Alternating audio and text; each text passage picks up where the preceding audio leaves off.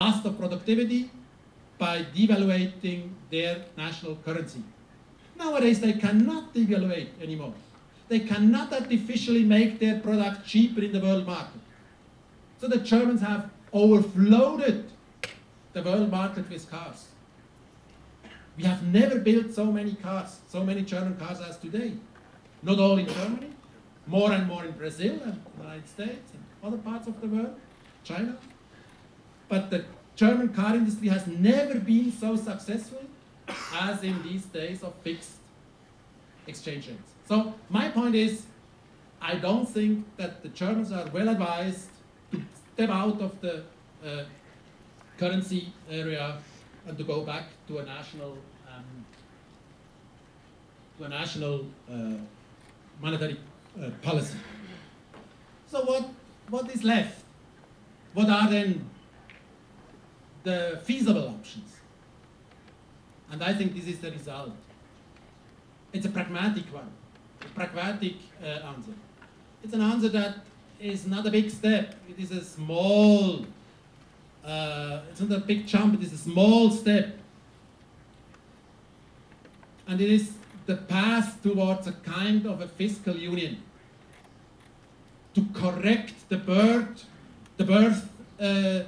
deficiencies we had in the 90s when we had a monetary zone without having a fiscal zone. So correct the deficits, correct the deficiencies, correct the gap between national fiscal policy and common monetary politics. Make a kind of common fiscal policy available. Make a kind of central redistribution. As a liberal, it's not easy to accept that it needs a kind of redistribution in a monetary zone, in a monetary union between the richer parts and the poorer parts. Economists would say, why redistribution? Should every country get what it earns? Fair enough. But on the other hand, we have this Eurozone, and we have to get out of the problems related to the fact that we are missing a kind of correction, a kind of coordination in the national fiscal policies. Look, I'm a Swiss. My Swiss friends, I say, stay out of the euro. My young female Swiss students, I say, don't get pregnant. As long as you are not pregnant, you have a degree of freedom to decide. Swiss don't get pregnant. Then you can decide whether you would like to get sooner or later a child or not. Once you are pregnant, it's too late. It's too late to think that having a life without kids would be an easier life. Then you have to survive with the kids. So it's not a, let's say, decision from the blackboard whether we should have the euro, yes or no. We have the euro. It was a political decision. Now we have somehow to minimize the damages that come from this political decision. That is what the economists should search for. And probably the cheapest solution is having a kind of fiscal union with a compensation from the richer to the poorer countries. As a matter of fact, as a, let's say, as a compromise to reality, that it exists, that we cannot make, that we cannot return without costs to a life without kids for my pregnant student. So let me come to the last section. How could we get there? What does this mean to have a kind of fiscal union going on? What is the path towards a kind of fiscal union? My message stays here. I don't think that we can have a big vision of a United States of Europe and then hope that it will be become reality soon.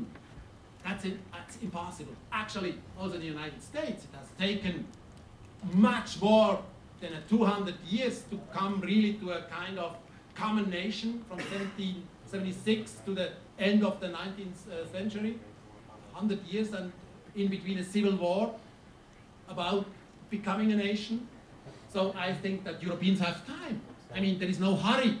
I mean, 60, 70 years ago we had a world war in Europe. So it takes time to grow together and to become a common kind of United States. So no big jumps, not big visions, small steps, practical, pragmatic steps. And what are these pragmatic steps? I have three and then I start. One is going towards a more centralized banking union. A more centralized banking union means that you cannot have in a monetary union like the European Union is, or monetary Eurozone is, different authorities controlling national banks. We have to get the kind of Europe-wide, Eurozone-wide mechanism to control the credibility of banks. Someone who is going to check the balances of the banks and to check whether there is enough equity there, whether the risks and equity are in a good balance or not. And this is to be done. I think this is the first step to get a sound banking system where banks are profitable without playing a bad, dirty game of moral hazard. As you all know, moral hazard is when you are going to do something you would never do, but you do it just because the regulation is in favor of such an action. That's a too big to fail argument. That banks in Europe have grown to become too big to fail. Too big to fail means that you are so big as a bank. Take the Deutsche Bank, the largest German bank. If the German bank would default, that would be a disaster for the whole German economy. So the German politics could not afford to get a bankrupt German Deutsche Bank. This would be a disaster for the whole economy. So knowing that, the managers of the Deutsche Bank, they do everything they can to become so big, too big, to get failed. They get then subsidized, they get protected as the Commerzbank, the second largest German bank, did. Knowing that, you have a moral hazard principle. You have to become big, then you get subsidized. If you are small and profitable, then you do not get subsidized. Do not get state support. This is to be corrected. And this you have to do within a European banking union. This step is on the way to get proceeded. Second point is, as I have mentioned, I can be short on that, we have to find some transfer mechanisms. This sounds not good for liberal economists, I know, but this is like in every, let's say, at least European state, even, I wouldn't call it European welfare state, it is even in Switzerland, what definitely is not a welfare state. You have a transfer mechanism between the members of a united federal area, between the richest parts and the poorest parts. You have it in Brazil, you have it in Canada, you have it in Australia.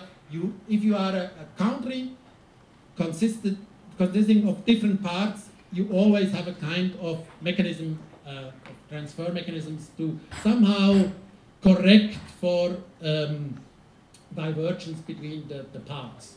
And the last point, this is the most heaviest part. This is probably the most interesting part for students. This is where my students are doing now research for their PhDs. That's to find a mechanism to exit a currency area without having, let's say, all the troubles I have mentioned at the beginning, and to give a country either the active or the passive right to exit a currency area. That if they do not play fair, the others could say, you have to leave. Till now, we cannot do that.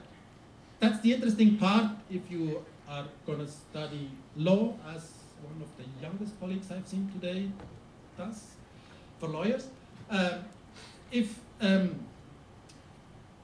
from the legal point of view, interesting enough, there is no clause, no paragraph in the statutes, in the legal framework of the Eurozone that you can kick out countries. And there is no clause that says what happens if a country is not playing fair, if it does not respect the rules. So every contract you do, I'm not an expert in Brazilian law, but I know the American, Swiss, and European laws, and in all the other laws I know, you have always at the very end of a contract, the paragraph, what happens at the end. How does this contract end? How long will it stay, and will it be valid? And what happens if somehow there are conflicts? How do we solve conflicts? You do not have it in the Eurozone. Why not? Did they forget it when they built the Eurozone? No, they knew about it. But they wanted to make it a contract for eternity. They wanted to make sure that it is not a kind of, let's say, a temporary commitment to stay with others. That 2 weeks you say, I'm fine with the euro, then I say, you are upset, I go out, I come back, and go, and so on. No. They wanted to make sure that once in the euro, forever in the Eurozone. Why? Because this has helped to bring down the risks for investors, because they could have been sure that Greece is staying there forever, Germany is staying there forever. That has helped for 15 years now, Europe to get cheap capital, low interest rates, increase the capital intensity, increase the labor productivity. All you have to do to become competitive. So the question is, should we stay on? I don't know. That's where we are in the research questions. And I think I have to stop here and to thank you for listening to me. And I'm looking forward to your questions and hope to find answers to your questions. Thanks for listening. Thanks for coming. Thanks for inviting me. It was a pleasure.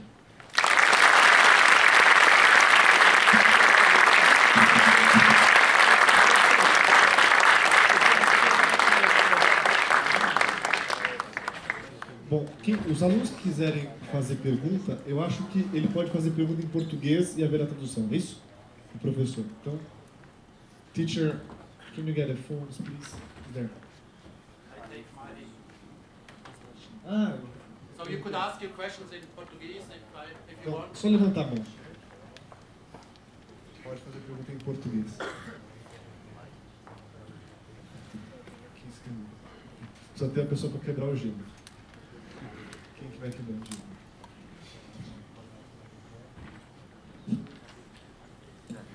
Alguém levantou a mão aqui? Vamos lá na frente. Yes, where are you? Aqui. Com uma zona para o euro maior, você tem um monopólio sobre um território maior da moeda. Então, o Banco Central não teria um incentivo maior para ter uma expansão monetária e não ter políticas de austeridade? I got the first part of your question, not the last part. It was excellent translated, but there was a technical problem to understand. Como um Banco Central sobre uma área maior pode fazer políticas de austeridade, sendo que ele tem incentivos para uma expansão monetária? Yes, austerity policies mean that you have to fulfill certain rules or to enhance certain reforms to get new credits from the European Central Bank. That the European Central Bank will bind the credits to the fulfillment of these preconditions. So that is the meaning of austerity program, that you get new money just as somehow a consequence of the fulfillment of certain conditions. That is the meaning. Mas quando você tem uma área maior, o custo da inflação ele é mais disperso. Então seria as condições a ser atendidas teriam que ser menores. Não tem tanto incentivo para o Banco Central não emprestar. It depends. It depends. Basically, in Europe, the goal of the central bank is to limit the inflation beyond the 2% level. As long as they fulfill this goal, they can expand the monetary basis according to, let's say, the business cycle of the real economy. So, and they are not going to look whether their monetary politics fits to Greece or fits to Germany. They are just looking at the inflation rate in the total, in the whole Eurozone. So that's how they proceed. And now the problem was that the Greek private banks were not credible anymore. So the question was, how could the ECB avoid a crash of the Greek financial system? And the Greek banks have asked for more credit, for more liquidity. And the ECB has said, yes, we do that, but before you are going to get new money, you have to fulfill these conditions. And that's what we call austerity program, that you have to do reforms, a tax reform, give more incentives to work, lower the incentives to stay in the unemployment, and so on.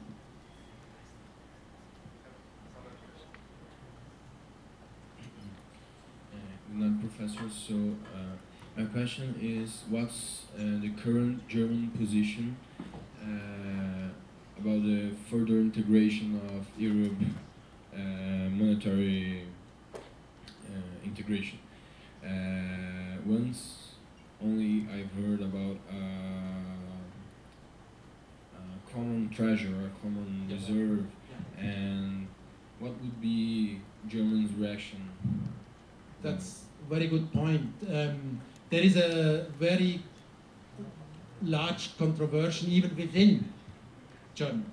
That was the keyword, the Eurobonds I had in my lecture, and this is a good point. Let me start with my opinion. My opinion would be that you should have this common budget financed according to the economic power of the different 19 nations, and it should have a fixed limit, let's say half a trillion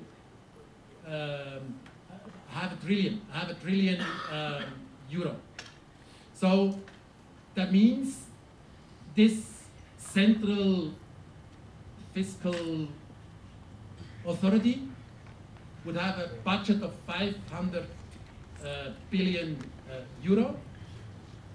Germany would contribute about 1/4 or so, and then they would issue these certificates in the capital market. They would sell it to the people that would like to get it.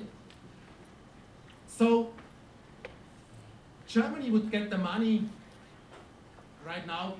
Schäuble, the Minister of Finance, to get the credit for the central German government. It costs him nothing. So the interest level for German bonds is 0, even for the long run. Even for 10 years, you have to pay almost nothing. The Greeks right now, they have to pay probably 10%, the average would be 5%. So this central fiscal authority would issue or emit these bonds, let's say, by 5%. So the Germans, for their share, normally they would get the money for free. Now they would have to pay 5%. So for them it's a bad business.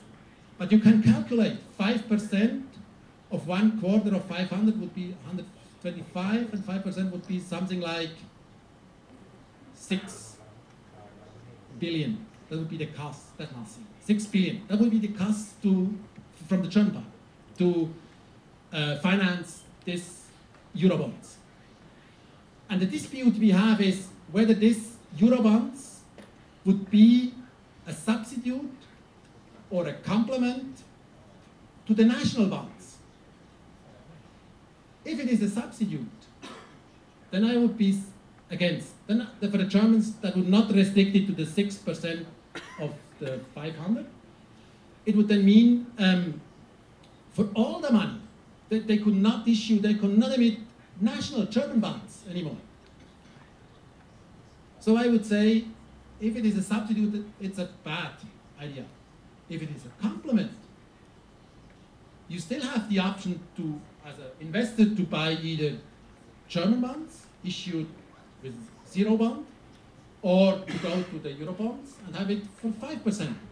So the point is, it depends on the construction of this Eurobond. But basically, I'm very much in favor of at least discussing how we should design these Eurobonds. And if we have it as a complement and not as a substitute, I think this is a perfect solution. My German colleagues would say, never, never. This is just a redistribution of risks. This is a risk sharing, true.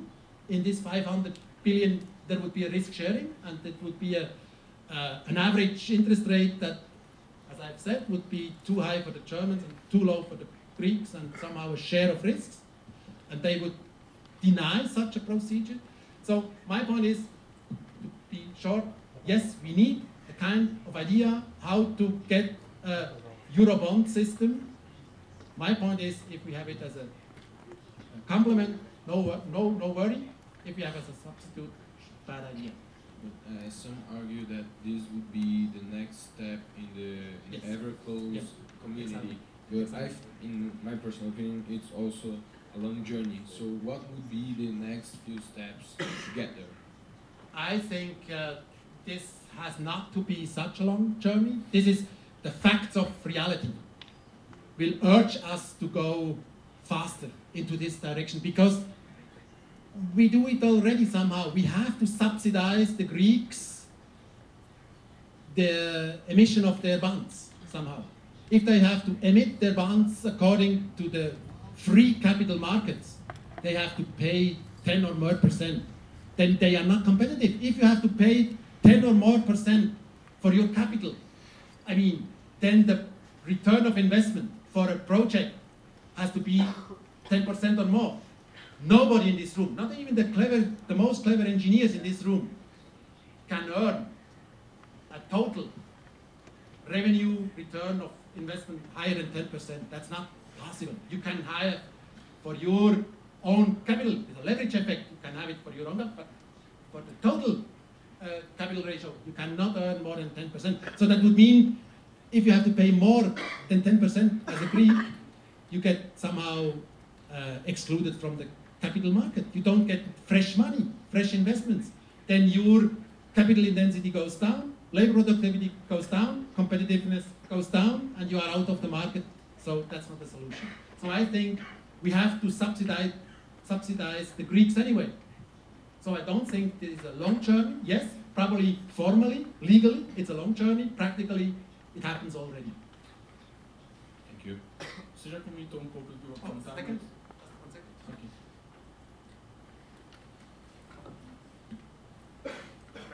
Você já comentou pouco do que eu vou perguntar, mas eu queria que você se aprofundasse pouco mais. A Europa hoje vive risco de deflação. Acho que na Grécia e em outros países há uma deflação, e na Alemanha, o último dado que eu vi foi que eles ainda estão em inflação de 0,2%.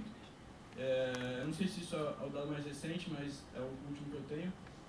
O Banco Central Europeu está com um programa de injetar liquidez, né, na economia europeia, mas eu queria perguntar se essa expansão monetária não poderia causar inflação na Alemanha para tentar corrigir uma deflação na Grécia.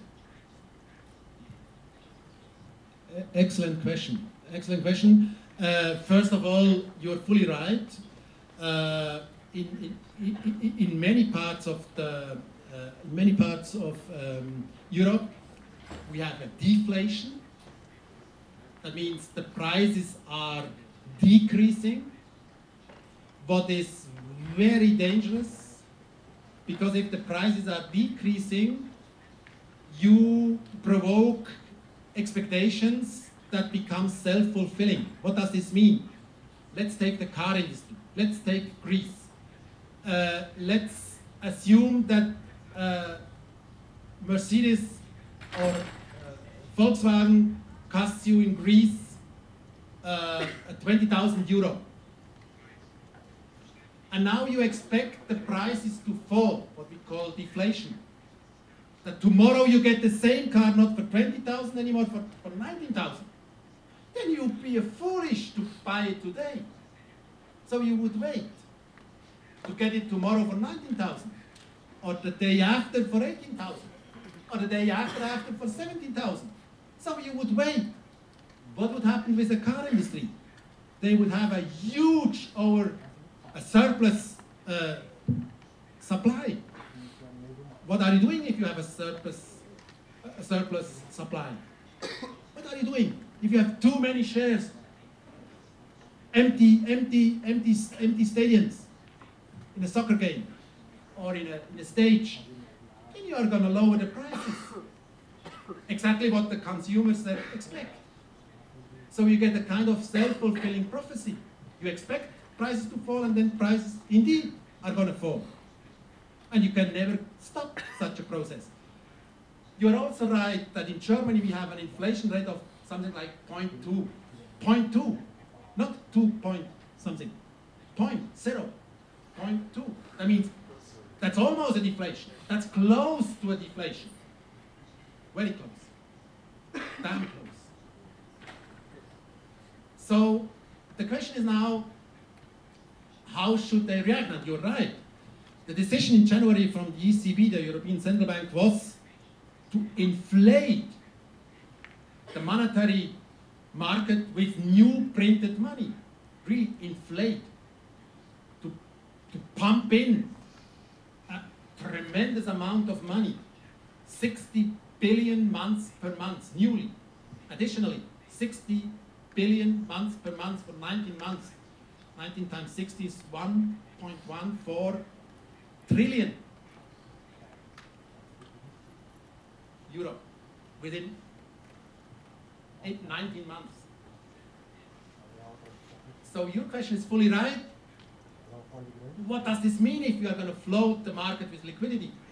The point is, till now, it can change. But till now, this liquidity stays in the financial market. It's not spreading out to the real economy. If you have ever studied monetary economics or economics 101, then you will have seen the different aggregates of monetary demand and supply, and the so-called M2 or M3, the money that is in the circle, did not increase in Europe. It did not increase in Europe. The speed has not accelerated. It has actually declined. What does this say? It says that the banks keep the liquidity. You see, they get the money from the ECB, the 60 billion, they keep it in their treasuries, in the cellar of the bank, cash. They are not going to lend it to the economy. Why do they keep it in the bank? They need it in the cellar, in the banks, to clean up their balances, to get somehow, to get enough liquidity for themselves, not to become a risk. So till now, we do not see more liquidity in the market, in the real market, in the production side of the economy. Your point is fully right. I have no idea. Nobody has an idea. Nobody knows. Not the best researchers do not know. How will it be in the long run? When will it spread over? When will it spill over to the real market? And then it may become an inflationary dynamics very, very soon, and we cannot stop it probably. That's what is so worrisome for the Germans with their inflation tradition. But it's excellent question. We do not know. Not the best researchers know. We have no historical evidence with this quantitative easing, with this enormous liquidity that is pumped into the market. I don't know. I cannot answer more precisely your question. Sorry about that. Bom, meu nome é Fernando e eu sou filho de espanhóis. Perdão. Meu nome é Fernando e eu sou filho de espanhóis. E eu visitei a Espanha e achei que a moeda demorou muito tempo para ser desvalorizada, né, para se equiparar com o dólar.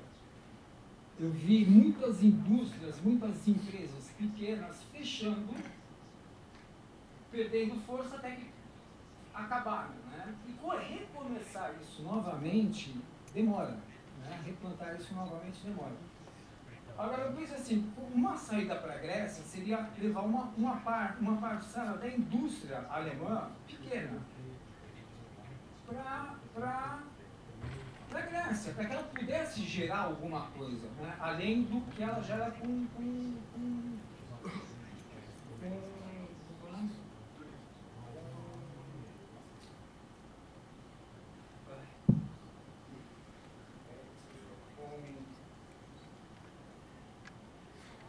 a visita, turismo. Poxa, eu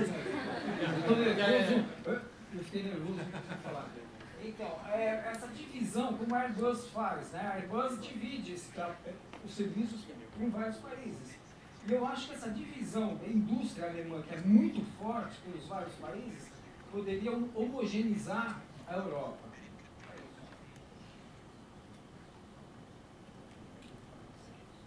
Thank you very much for the question. I'm not sure whether I should answer it short or long. I try a compromise. Let me start with your last point, because this fits extremely well to this audience, with engineers sitting in front of me. Look, and I'm very honest, it's politically incorrect what I'm going to say, and even if you are transmitting it worldwide or your global channel, so it is.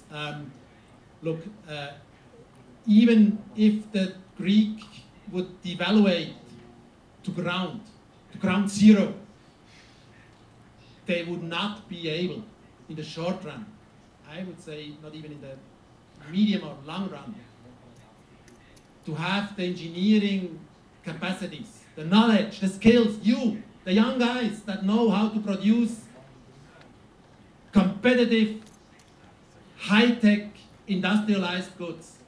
If you have missed to educate your people over years, then it takes decades to get back this knowledge of producing excellent products. That's why I believe in you. I mean, that's why I think you have taken the right decision to study engineering, and economics, of course, because this needs a climate, it needs spirit, it needs an atmosphere to produce industrial goods.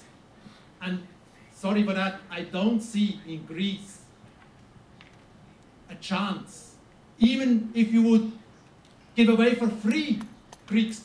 Where is the Greek car that you could give away for free? There is no Greek industry. Tourism, you're right. Maybe right. But to get a standard in the tourism industry, I mean, we have Turkey as a neighbor of Greece, investing in high-tech touristic resorts, where of course you have wireless internet access, with high-speed broadband, whatever you like.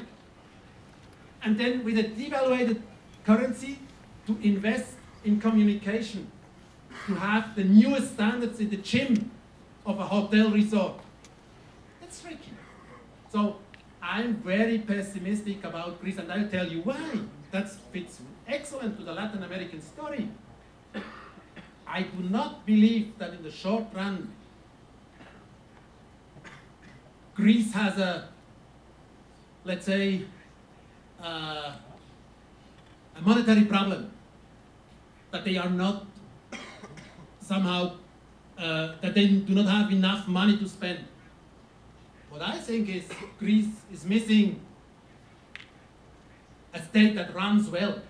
Greece is a failed state, as you may see it in some parts of Africa or other parts of the world, where you have laws that are not executed, where you have a government, sorry for the memories I may take in your mind, in your brains about Brazil, where you have governments that are probably not running according to the hopes and wills of the population, but probably think on their personal interest first before they think on the tasks they are elected for. So as long as you have a failed state, it's not a question of devaluating your money, your currency. It doesn't help. You have to build up a functioning state, structure, laws that are executed, taxes. If you have a tax law, you have to execute. Let me give you an anecdote, what shows you where we are in Greece, about we are talking, and it's one anecdote, and I could now fill out and become long in my answer with many more anecdotes. There is since the Olympic Games in 2002 in Athens, you have or 2004 in Athens, you have a tax for swimming pools in Greece. What makes sense, because every Greek house has a swimming pool. It's hot, so you have a swimming pool. So you can fly with an aircraft over the landscape and count the swimming pools that are there. And then maybe a million. And you have less than 1,000 that pay this swimming pool tax. That shows you that something is wrong. So I think, to make it short, I don't think that you get competitive industry without investing over years, over generations, into the people that have to become good engineers. Let me say a few words to Spain. Spain is an interesting case. Spain is really an interesting case.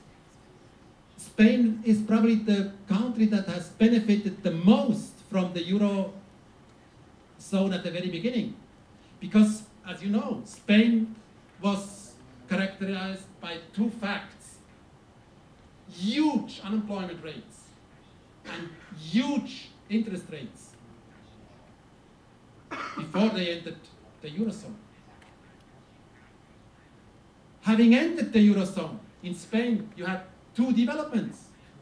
One is a decline of unemployment rate and a decline of interest rates. Great. So young people like you, exactly your age, instead of going to school and to become engineers, they went into the construction industry. Because if the interest rate is falling down, it is cheap to get a mortgage, and then it's cheap to build a house with credits. So the construction industry in Spain in the early 90s, 2000s has exploded, has attracted young people like you. It was fine, as long as the interest rates have been low. Once they have increased, once the Spanish crisis has come back, the young people that has, instead of going to school, gone to the construction sites, have become unemployed. And now we are back to the situation Spain has been in the 90s and before. So it's kind of a normalization process for Spain. What do you see right now? Okay, Professor, here. Yeah. So thank you very much for the lecture. I was just informed that on the last question. So I'm going to ask about Syriza and Podemos. It's like, I think you need to explain a little bit more about Syriza, which was just elected in Greece. And they had two clear political platforms which were leaving the Eurozone and creating a default on the public debt. And Podemos is going the same way in Spain. Could you explain a little bit more about what's going to happen if they really do that? They are not going to do that, but what will happen? What would happen if they do that, both for Spain and Greece and for the Eurozone?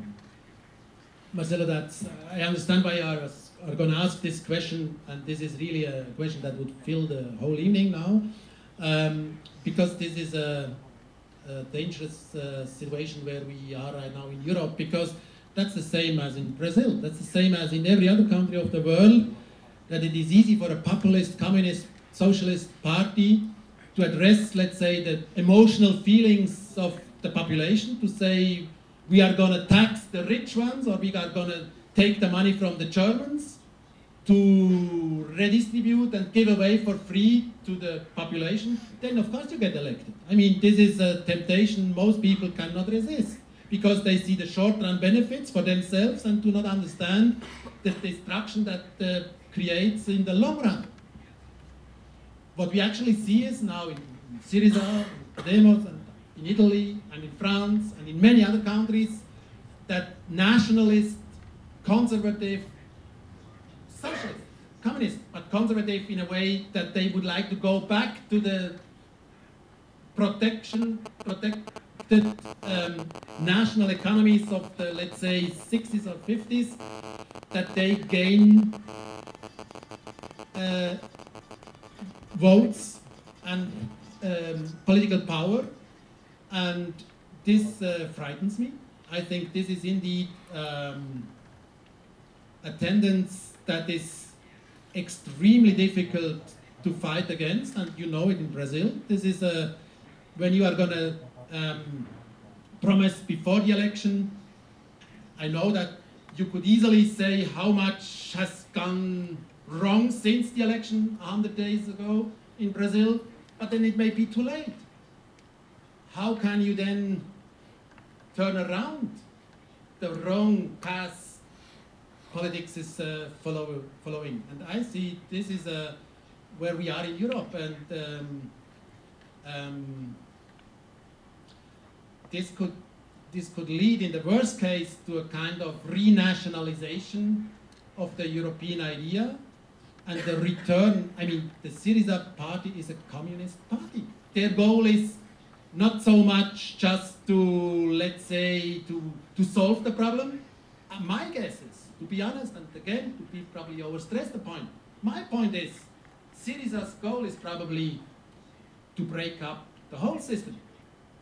They probably see now a chance to weaken the market economies and to bring back the revolutionary ideas they never thought would have a chance to get back into the political discussion.